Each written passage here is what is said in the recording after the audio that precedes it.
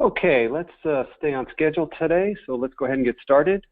Thank you for joining us. My name is Thomas Meredith, and I'm the Senior Marketing Director for RTM Consulting, and I'll be moderating today. So on behalf of RTM Consulting, I'd like to welcome you to today's webcast, PSA 2.0, What is Driving the Needs of Service Organizations Today?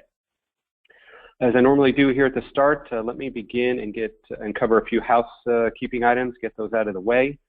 A copy of the deck is going to be made available. If you're interested in receiving a copy, please email your request to info@rtmconsulting.net and we'll send it out to you.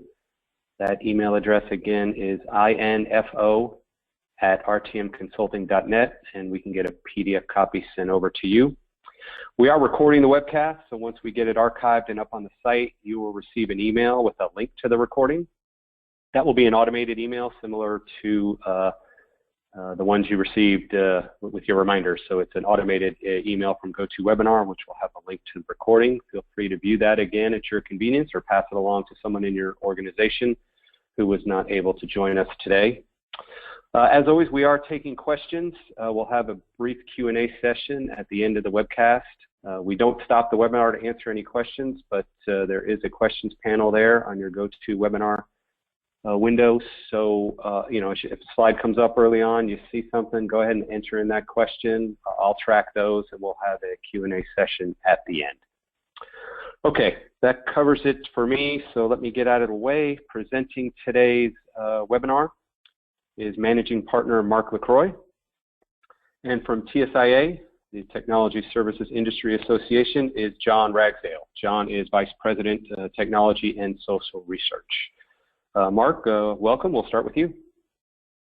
Thanks, Thomas, and thanks, John, for joining. Hi, everybody. So as Thomas mentioned, look forward to spending the next hour sharing a little bit of our thoughts around PSA, Professional Service Automation, and really what's driving the needs of services organizations today.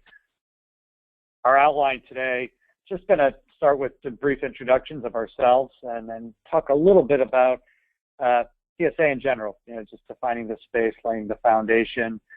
Then we're going to get into more of this concept of what we're calling PSA 2.0 and what really that means. And then we'll kind of finish with some related thoughts about keys to successful implementations and use of PSAs in general. What I hope to cover as objectives, one is to help you understand the background of the PSA market and its enablement of service delivery organizations. So some of you might be coming from a variety of different roles and backgrounds, but if you're in a delivery organization, chances are you're either touching a PSA, should be touching a PSA, or of course getting a lot of leverage out of some version of automation to help you better execute your business, really at any scale. Hope to share with you some of the key trends driving the needs of service organizations today. Again, the idea of 2.0 means there's a fair amount of change afoot out there, and we hope to share a little bit of that with you. And learn what some of the PSA vendors are doing to address these needs. Again, there's a lot of innovation going on as well. I want to share what we're seeing in the marketplace. And last, just talk a little bit about futures in the direction of PSA and PSA enablement. So, by way of introduction, that's me. I guess there's a picture on the front page as well. I mean, short of it on me is I've been a delivery person pretty much most of my career. Started out as an actual active practitioner doing consulting, professional service delivery. Eventually was manager, leader of PS orgs, and now I've been working with RTM Consulting for the last 8+ years, working with a number of companies in improving their execution of service delivery. I particularly actually manage our professional services practice as well as our technology practice, and that technology practice encompasses working with customers on PSA solutions and optimization. For those of you who are not familiar with RTM Consulting, we've been around for about 9 years now. We're a management consulting firm solely focused on the services organizations. Our tagline there is really helping service organizations get better at what they do. So we bring a whole range of services and capabilities to bear to make that happen. And again, the reason we're talking about PSAs is one of our areas we focus on is is automation optimization through technology. And in this particular case, we're focused on PSAs. Joining me is John Ragsdale. I'll ask John to quickly introduce himself so you guys could hear his voice. You can put some voice behind the words here. Thanks, Mark. Hello, everyone. Thanks for joining us today. I head up the Technology and Social Research at the Technology Services Industry Association, or TSIA. And TSIA works with the service organizations of high-tech companies, help them optimize their processes, get their organizations in shape. We do a lot of benchmarking to help them identify strengths and weaknesses across financials and quality, as well as basic operational issues. So I've been with TSIA since 2006. I'm in my 10th year now, and before that I spent 6 years at Forrester Research. Prior to that, I worked for a number of companies here in Silicon Valley in the call center and CRM space, and I'm very happy to say I finally managed to publish my first book in 2012 and was a contributing author to a book on social business that came out last year. So while my background is mostly in the customer service space, it's really interesting how popular professional services automation has become. And in my research at TSIA, I cover 42 categories of technology, and PSA is the second most popular topic with all of our members and the inquiries I receive. So it's very top of mind. I know a lot of people are shopping for new technology. So I'm very happy to be here today, and again, thanks for joining us. So Mark, back to you. Yeah, thanks, John, and so glad to have John on as my straight man. As you can see from what he tracks, what he covers, it brings a tremendous amount of knowledge and research. So if you've got some related or ancillary information needs, don't hesitate to reach out to him. All right, so let's talk just a little bit about PSA foundationally here, just kind of laying the groundwork for, I assume some of you out there have varying degrees of exposure and knowledge to these applications, but really it's a category of software designed to meet the specific needs of project-based, people-centric service delivery organizations or enterprises. And fundamentally, what that means is service delivery project basis, you're talking about the domains of projects and people. And it's the interaction of putting people and projects together is how organizations tend to make money.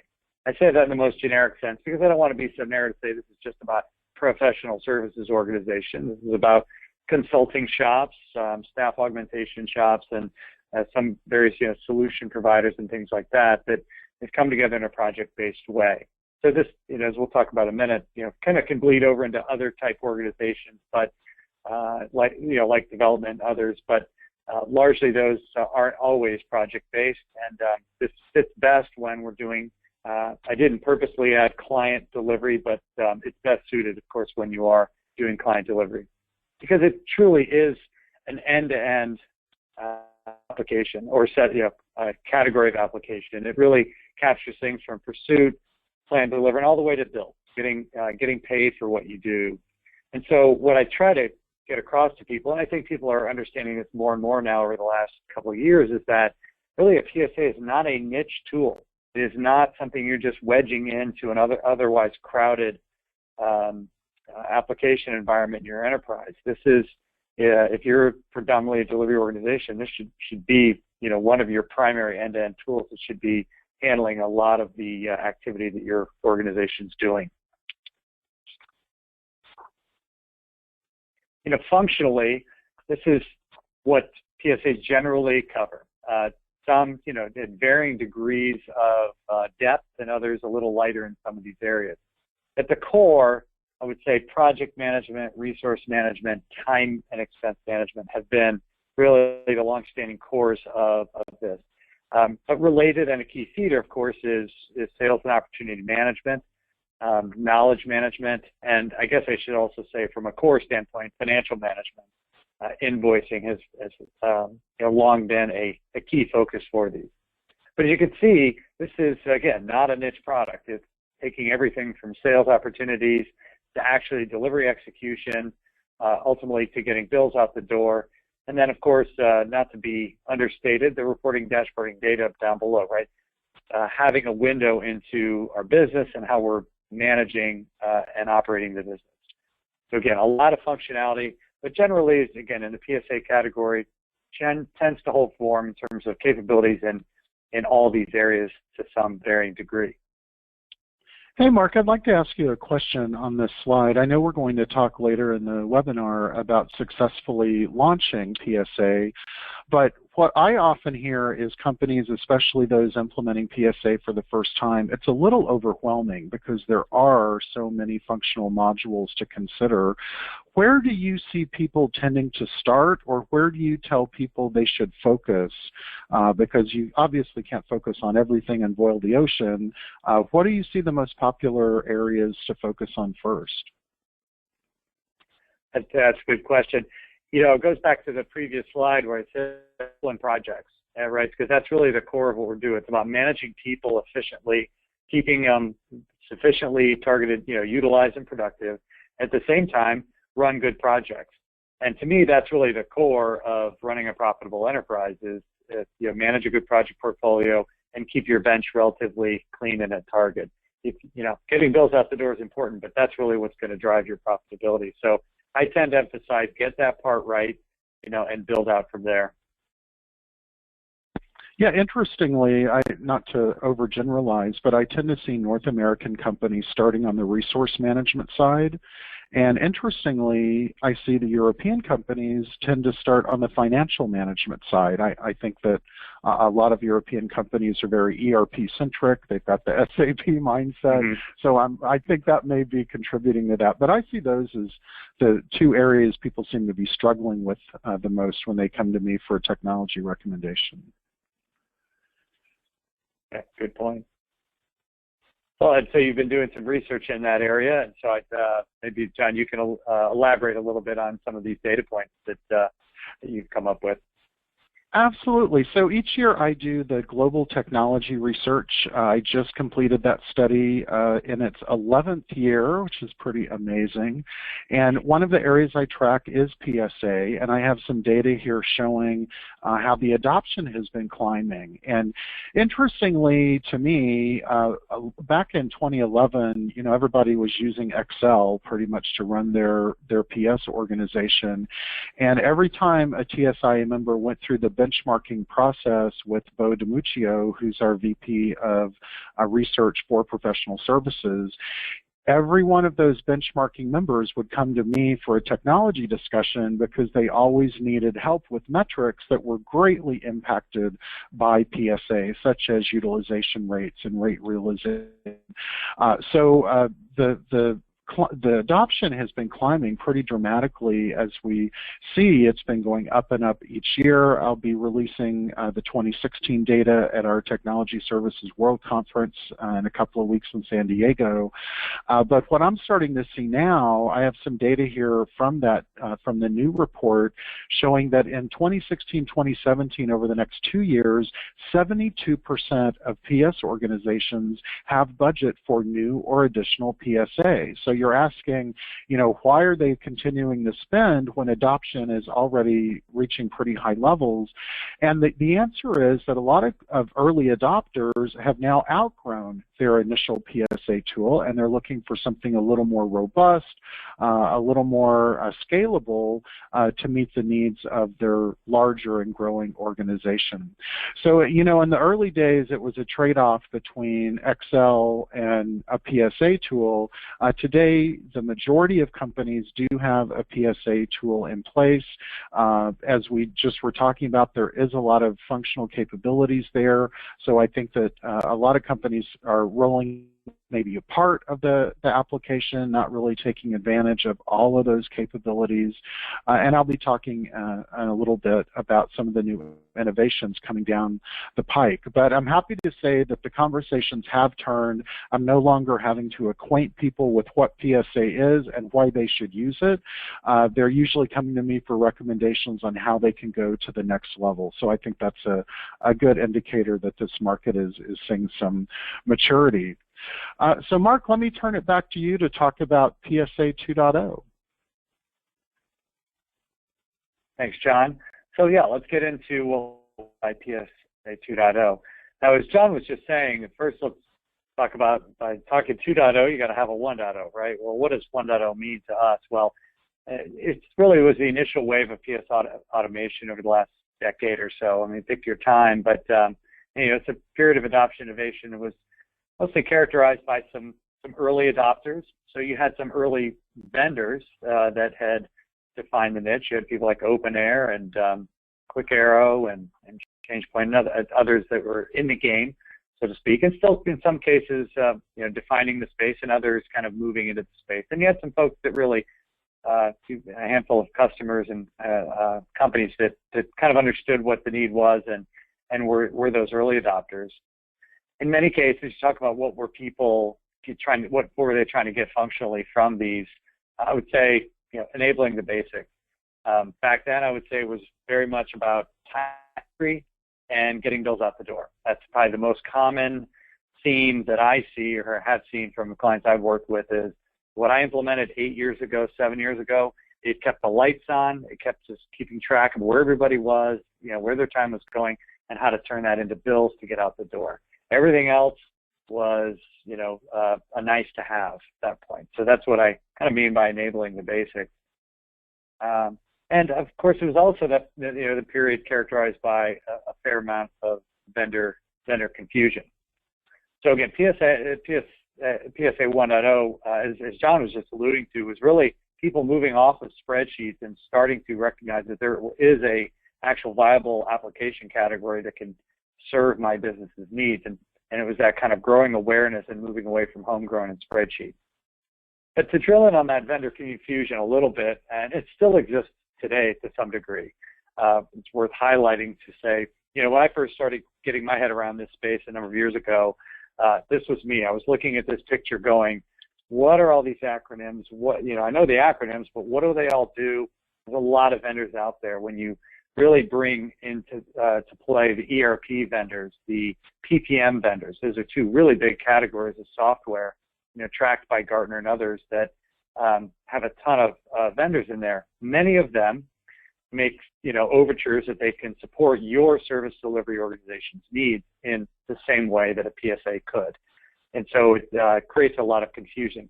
There's also enterprise pressure from your company to say, why do we need to buy an incremental product or application when you should just be able, the PPM or the ERP or something like that will get you 65% of the way there, right? Time entry is time entry. SAP has that for financials, right? Why can't we just put that straight into there? Well, as we hopefully have matured and grown to learn that sharing a enterprise system does not always go far to meet our specific business needs. John, do you want to comment, or do you find that you share or get some of the same confusion and feedback from people that you talk to? Oh, yeah, this slide represents a lot of the conversations I have with companies, and it is a very confusing market. The PPM thing causes a lot of confusion because, not to name call here, but specifically when IT goes to the Gartner analysts and asks them, tell me about PSA, the PPM analyst at Gartner says it's the same thing, just use PPM. Now, if you were to talk to the PSA analyst at Gartner, you would get a very different message. But I end up refereeing these fights between the business users and IT because IT, as you said, wants to just keep using the one tool they already have, and they're a hammer looking for a nail. And the other confusion is on the SRP side. There's one vendor in particular that has both a PSA and an SRP offering in the market, and they have competing sales teams selling these solutions. So you can get a sales pitch from the company on two different solutions that are overlapping, and it becomes very confusing. So, I would say, you need to find a subject matter expert such as RTM. If you're a TSIA member, Bo DiMuccio and I are happy to talk to you too. But make sure that the business users aren't being steamrolled by IT into a tool that ultimately doesn't fit their needs because someone somewhere told them that PPM and SRP are the same as PSA.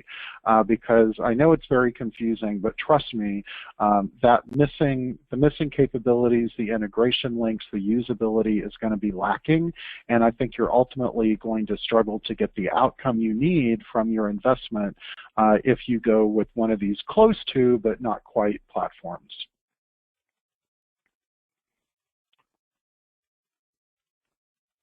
So PSA 2.0, I view it as the recent wave of activity occurring in service delivery automation today. So I would say probably the trend started a couple of years ago. Yeah, it's hard to always put an exact time frame on, but I would characterize it as activity over the last couple of years, and I would say we're right at the peak or in the middle of this wave of activity.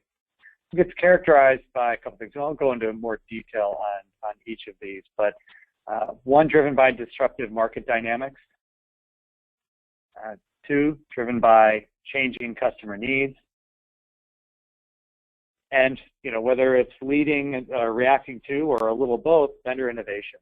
And so all these three are characterizations of what's going on with PSA 2.0 and the concept that we're talking about. So we'll go into each one in a little more detail here. So disruptive market dynamics, there's three. No surprise, cloud.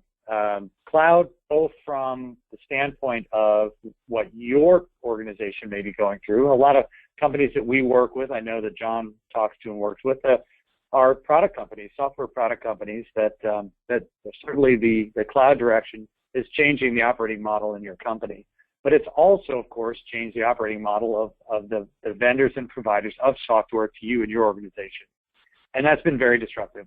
It goes without saying that when you've had a hosted premise-based solution for a number of years, changing that, replacing it, swapping it, was a fairly daunting task and wasn't taken lightly.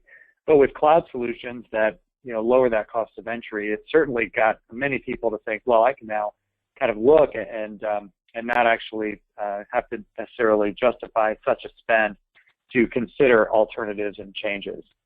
So the entry and switching costs went way down, which really kind of opened, I think, a little bit of the floodgates of people kind of going back to the market and exploring and looking at their options. The advent of mobile, right? So these are, again, things that are happening at a macro level that are trickling their way down to your needs as well as what the marketplace is doing in the space. You're demanding and the mobile capability and platforms have really moved into the mainstream. And while they've been around for a number of years, with smartphones, tablets, and every hybrid in between, more and more business is being conducted off of these devices. So we no longer are going to a big chunky PC at our desk and having to do our work through there. And so we need more and more nimble and next generation capabilities to support a more mobile set of platforms. And last is virtualization, and I mean this in terms of the workforce, not actually the computing infrastructure virtualization. It's what I call the death of the water cooler. I mean, when I first started, consulting back for a big five, we moved the water cooler, right? So we sent 30, 40 people on a plane to every 4 days a week for 5 months to do our engagement.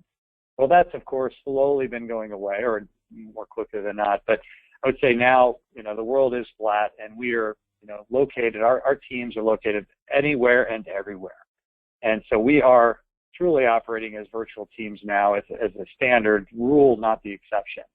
And so what we need from our solutions is a tremendous amount of flexibility, the ability to, tie people together through all these different locations, geographies, entities, if you will, because we're organizing also in a lot of creative different ways as a result of this.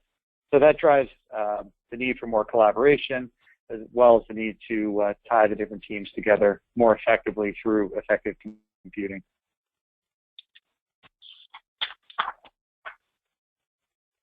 Now, that's kind of the market stuff. What's going on in terms of what we're seeing changing customer needs? So this comes from actually working with clients. You know, again, John mentioned he takes a lot of queries, questions, and discussions with customers in terms of what they're looking for.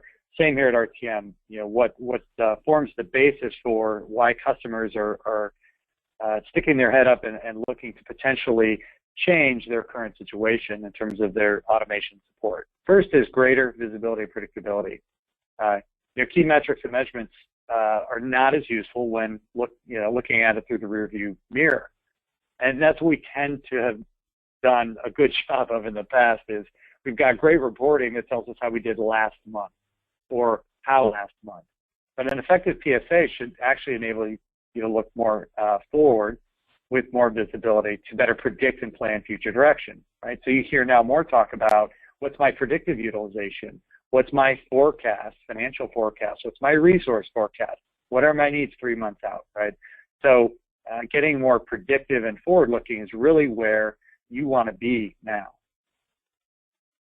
In areas like forecasting, backlog, resource forecasting, utilization, project status, right? So again, forward-looking versus looking in the rearview mirror. A lot of the infrastructure today, or a lot of reasons why people are trying to change their infrastructure, has all been geared and wired to reporting on what's happening at the moment or happening in the near past, but not looking forward enough.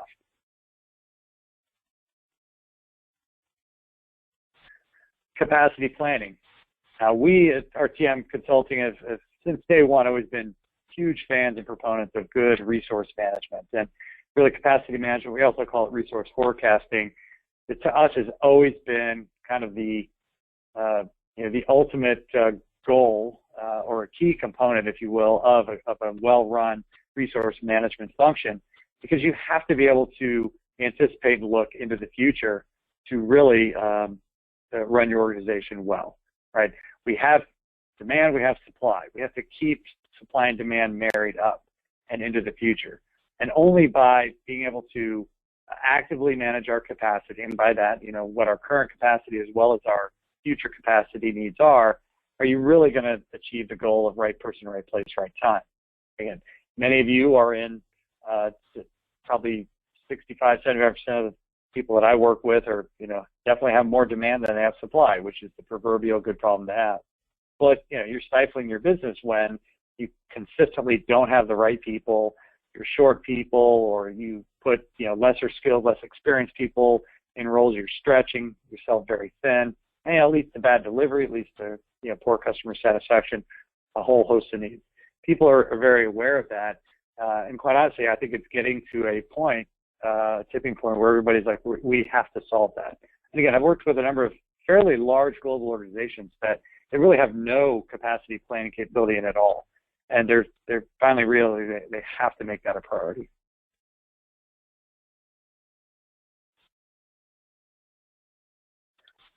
Data-driven management. Now, there's a lot of, I'll call it, BI, big data companies out there, software companies, and a lot of great innovation going on, of course, in the category of big data. And what I've learned by working with those companies and kind of understanding their philosophy of this whole data-driven management is the idea of managing with the end in mind. And so that's really different than some of us that have kind of made a career of doing, let's say, more traditional solution building of waterfall or even agile, where we're understanding business and functional requirements, and then we'll design those and we'll come up with good solutions. But the way other people look is, how do you want to run your business? What data do you need to make decisions, both operationally and strategic? And let me design a solution that's going to bring you that critical data to run your business. So yeah, I'm kind of interested in function, but I have to think of function as it relates to, in the end, providing you the data you need to make decisions that run your business. So it's an interesting mindset that I'm seeing more and more of now, which is driving people's need to have more reporting, more dashboarding, more visibility into key metrics and KPIs, right? So this idea of I realize I have project managers and resource managers and delivery leaders and financial people keying information into the system that are getting the day-to-day work done. But what's been lacking, or what people are clamoring for now, is I need all of this data brought to me as a manager, a leader, as a regional leader, to understand all the critical data I need to do to make the right decisions for the business. Right? Gone should be the days, or we're trying to get rid of the days, where we're kind of flying blind or flying on feel, or every report's an ad hoc report that takes a lot of manual effort to generate. But the requirements now coming from customers are, I want to take advantage of all this data, and I want to, brought to me efficiently and effectively so I can manage with the end in mind. And the last one, and it probably has always been the case, so it's just probably underscoring something that's kind of always been there, even in the 1.0s, we're constantly striving for greater productivity. So what's going on in here? What are some of the couple of the areas of productivity people are focused on? Well, one is mobile, right? So think of just 2 years ago, maybe 3. My friends and vendors out there can correct me, but the first native smartphone mobile apps for time entry probably just came out 2 years ago, 3 years ago. But what a game changer, right? I was a consultant, probably mentioned that already, and I'm sorry if I mentioned it too many times, but I understand what it's like to be in an airport on Friday afternoon or Thursday night, tired as heck, and knowing that you got to, it's Friday afternoon and you're being told you've got to get your time in before the end of the week. Otherwise, you're out of compliance. You're going to show up on a report. There's nothing more, kind of frustrating and demoralizing and say, I got to go home at Friday evening, got to boot back up my computer, I got to key in my time, and maybe I got to put expense, right? That's just a killer. Well, I'm sitting in the airport waiting for my flight, and in about 5 minutes, I can put it all in, and I'm done. It's a huge, huge game changer. Now, they're not just stopping there, of course, moving to tablets, doing expenses, task management, providing visibility to managers on key data, things like that. So again, greater access is making people more productive, and pushing those capabilities out is really, going on right now.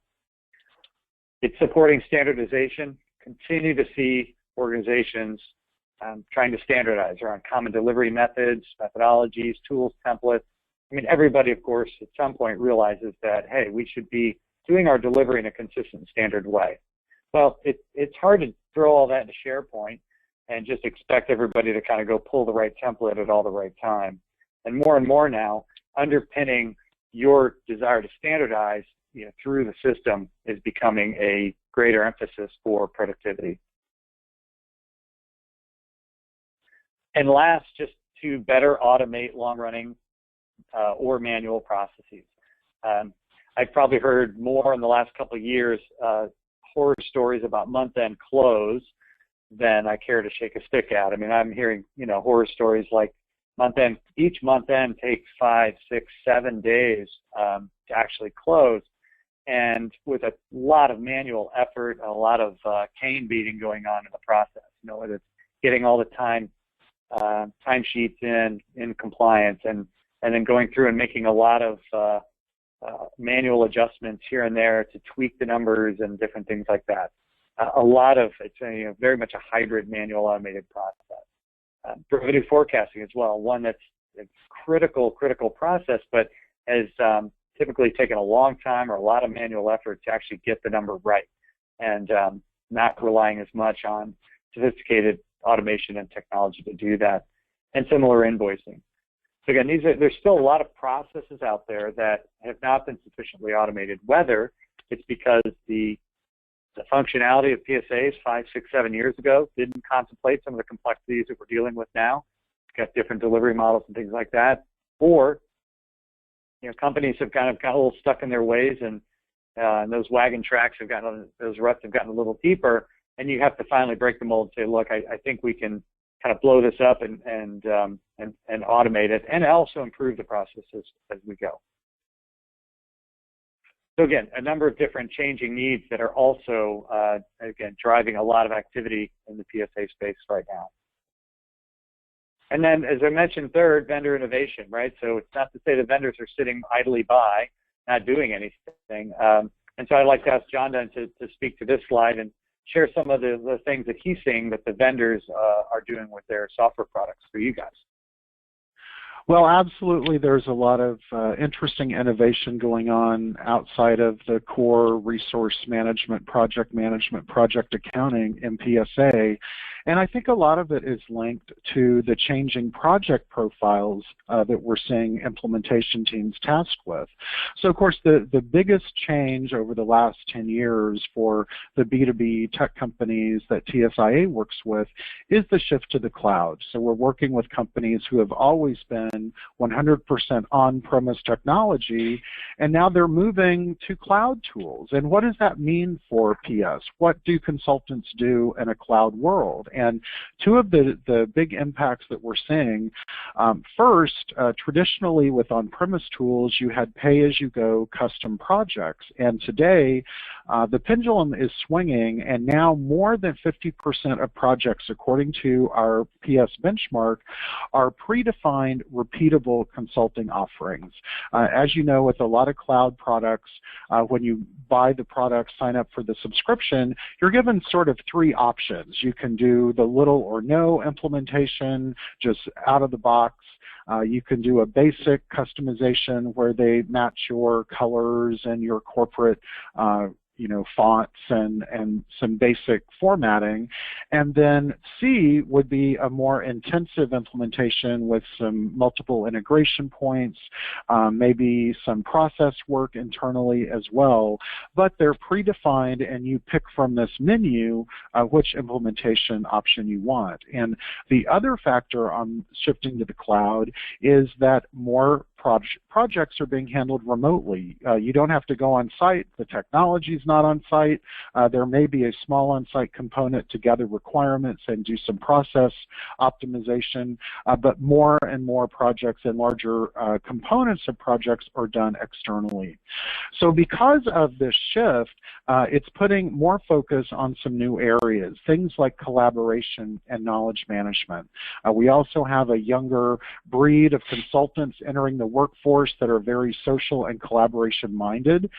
So they want an online community or something like a chatter feature in Salesforce to easily communicate with the team, ask questions, share tips and tricks, etc., and capture some great lessons learned in some repository from a knowledge management standpoint, so consultants doing a future project that has a similar profile can leverage those previous learnings and not reinvent the wheel.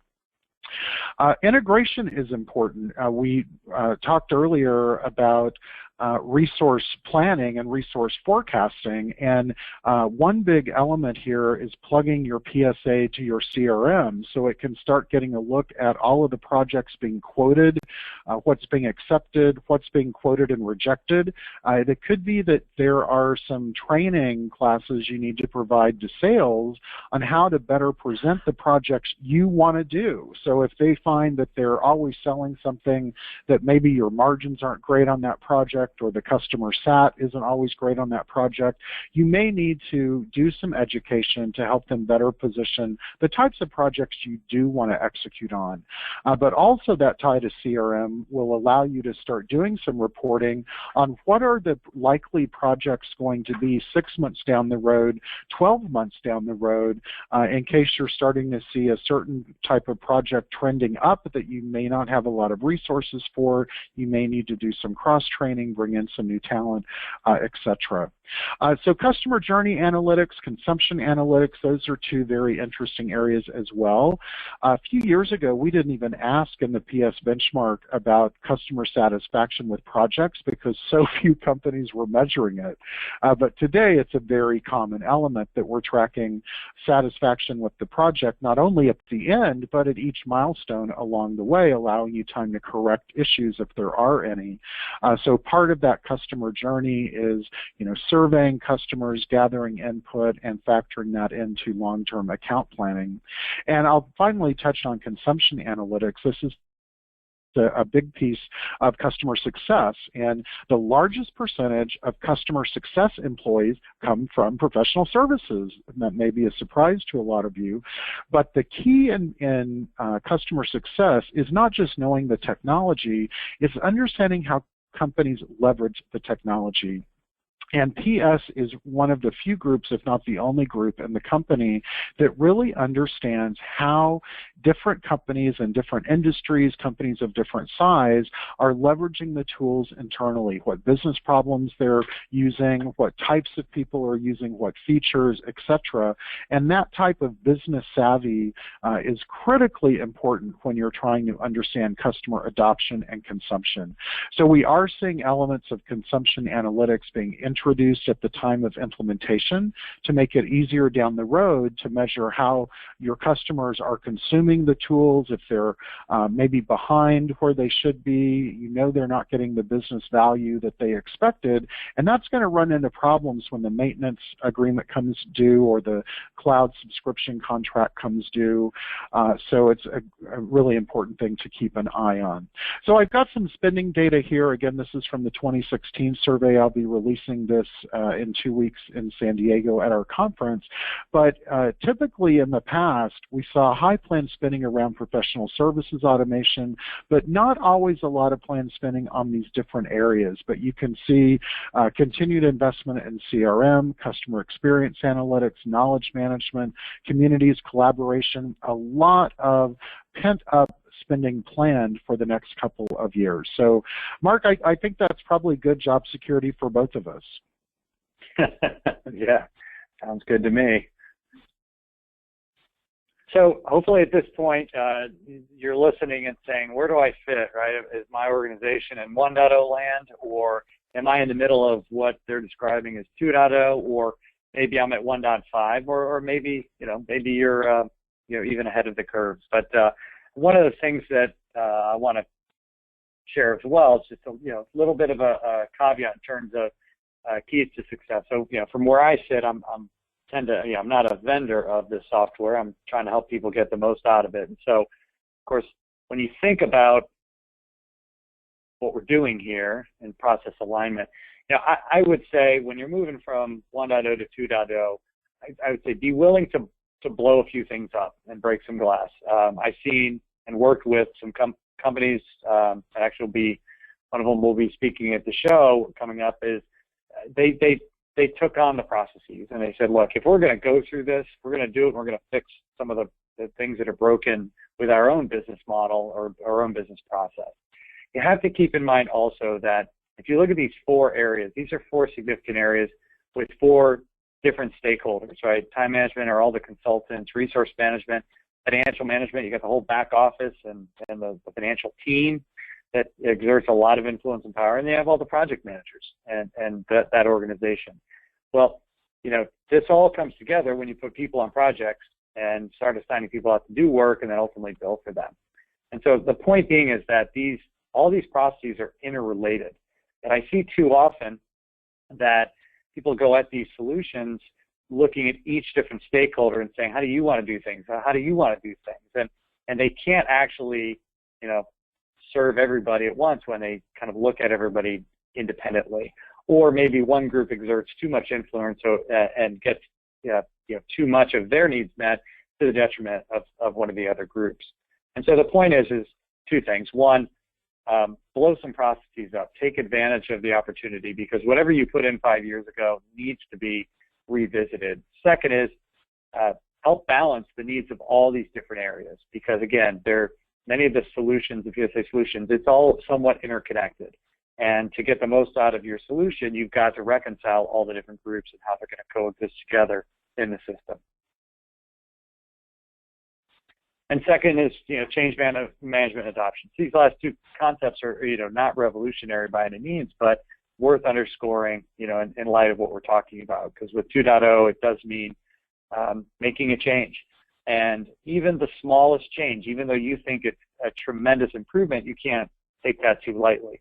Now, teaching a consultant how to use a smartphone and input time may be your easiest task, but getting project managers to even change slightly their behavior is certainly something we can't take too lightly.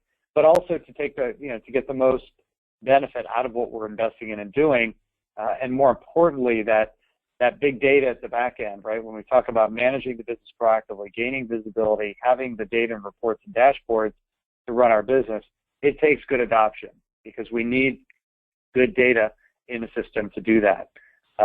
We can't take for granted that just because the functionality is there, that the field's going to actually do what we want. And so it takes time, takes focus, and traditionally what I see is mostly underutilized, underadopted capability, which means it's either too complex, not usable enough, or people just haven't sufficiently been kind of trained and driven to use the system as we envision. So again, continue to emphasize that, especially in this mode where again you're trying to go through an upgrade or a swap out or something, is take this part seriously. One of the things that I mentioned early on about these low switching costs is true, right? To consider going from to another solution that is in the cloud, you look at it and go, wow, I just have to make a smaller commitment, a monthly subscription fee. My implementation costs seem to be pretty reasonable, so this whole thing I'm going to get away with going pretty cheap. Well, what happens is people get a little bit lulled into that low price point and don't invest in any of these two areas. They choose to kind of cut corners and say, well, let's just get it out there. And it is pretty intuitive, so people start to figure it out, and we'll just kind of learn as we go. And that is an approach, but it doesn't mean that you got to, shelve the idea of process improvement and change management. My vendor friends will up and running in pilot mode, and I don't disagree with that. But don't make that your change management strategy. Don't make that your process improvement strategy. Make it part of a broader approach. Hey, Mark, if I could make a comment about the adoption, that's something I hear quite a bit. Companies have invested heavily in this technology, and they're finding consultants either aren't using it or they're not using it as much as they should. One of our members had great success by using incentives. Yes, they're bribing people to use the tool, and the approach they used was they rolled out these mobile capabilities and found that well, in particular, some of the older consultants were kind of dragging their feet and using these new mobile tools.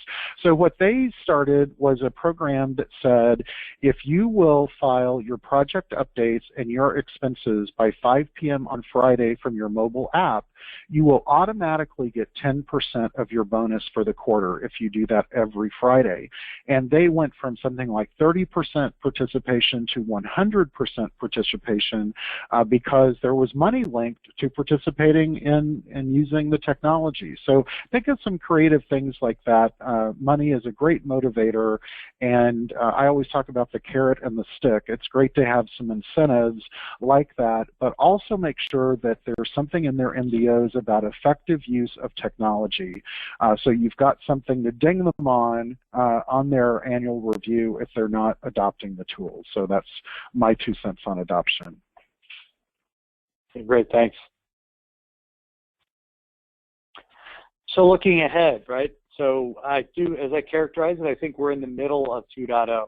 How long that cycle is remains, to be seen. Maybe another couple of years. So what does 3.0 look like? Well, I'll only just offer a couple, and John may add his 2 cents as well.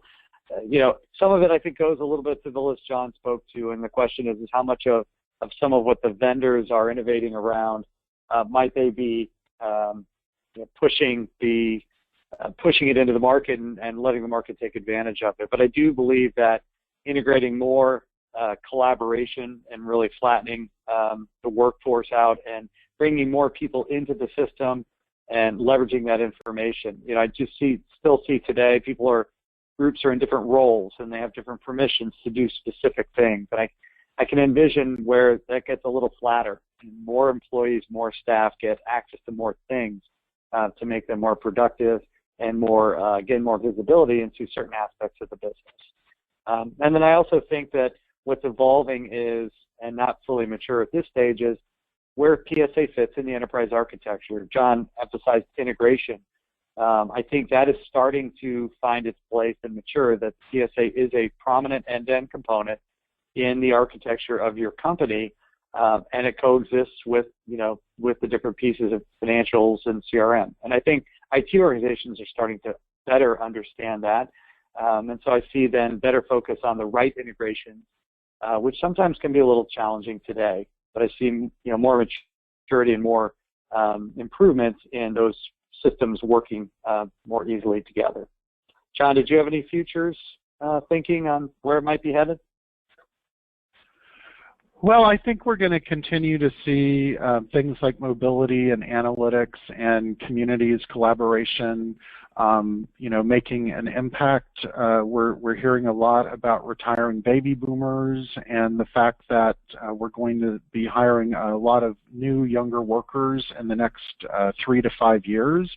They're going to bring with them some very different attitudes about the workplace and the technology, and they're very open to automation and trying new things. So, I would say keep an eye on what's cool and what's interesting. If you're attending our TSW conference in a couple of weeks, we've got 4 or 5 professional services automation providers exhibiting in the expo, and all of them have something unique. So spend some time looking at their mobile capabilities, their dashboarding capabilities, what they're doing with analytics, what CRM systems they're able to plug into, and keep an eye on what's new and what's different, because I think there's some really interesting things coming down the pike that ultimately is going to help us with some core metrics like utilization rates. Great. Well, I won't spend a lot of time on wrap-up, but we're getting down to the wire here. So I hope you really took in the idea that there's a lot going on in the PSA market. Some of the needs of folks like you and your organizations are really driving that, combined with some of the innovations coming from the vendors. And again, my plug of, don't forget process alignment and change management to really get the most out of this potential, move that you would contemplate. As John mentioned, I do want to plug, we've got time for a little bit of time for questions, but I do want to emphasize for those of you that either are able to attend the TSW show in San Diego coming up on May 2nd, John and I, along with a couple other delivery leaders who have just are in the middle or going through this process that really exemplify 2.0 and really what it kind of means by the business demands of X as a service. So it's going to be a very interesting session. It's going to be structured that it's really panel discussion as well as audience participation, audience sharing your perspectives and stories as well. So expect it to be very much a good dialogue. So I would ask you to, if you're attending, great, or if your organization and company is a member, pass this along and encourage them to join as well. Look forward to getting a good crowd there and a good discussion. So with that, Tom, I think we got time for maybe a couple questions. So we could give you guys a minute. Please, Thomas, you can tell them how they can, remind them how they can ask questions. John and I can see what we got out there. Perfect. Absolutely. Thank you. Thank you, guys. Nice job, gentlemen. Some more forward-thinking content there, and I appreciate you sharing that with us. We've had a few questions come in. We'll take the rest of the time here before the top of the hour to answer any more that you might have. So go ahead and submit those in your GoToWebinar panel there. And I just wanted to let anybody on the line know for our RMCPs who joined us today, there is a PCU credit. Thank you, Mark. There is a PCU credit that you can get for attending today's webcast for our resource management certified professionals out there. So there's the information there on your screen. So Mark, yeah, we did get a few questions in. I got one here for you, and he was talking about the size of his organization. He said he has a smaller organization, around 125 staff or so. And do these ideas on PSA 2.0 only apply to large organizations, or does he need all of this too? So, yeah, it's kind of a question that always seems to come up. At what point am I ready for automation? We John had mentioned, we used to have the conversation of when is the time to get off spreadsheets. And I think that again, but that was 3, 4, 5 years ago, and it was getting off spreadsheets to go to what? Now with, I'll combine that with saying now that we have cloud solutions, the entry cost and the fact that these solutions are tailored to the scale of your organization. So if you have a lot of users, then you'll pay more. If you have a low number of users, you pay less. So it's not a skewed investment model like it may have been back in the day when you were buying a premise license. So I'd say that if anything, it made the bar go even lower. I might have said in the past, 30, 40, or 50 person organization or delivery staff, you should strongly consider it. Now I would say, why not 10? Why not 15? Why not 20? So right. The solutions themselves and the availability of those have made it very easy for even small organizations to take on and then allow it to scale with them. Right. Great point. Another one coming in here, and it's about these companies implementing 2.0 and implementing their second PSA installment, so to speak. So John, maybe I'll send this one over to you. What are some of the limitations that you have seen that these companies are facing that is leading them to go, okay, yeah, I need to make this change? Are there things boiling to the top, a few things floating to the top? Yeah, absolutely. The first place we usually see people running up against limitations is on reporting and dashboards, and requirements for analytics are becoming much more complex.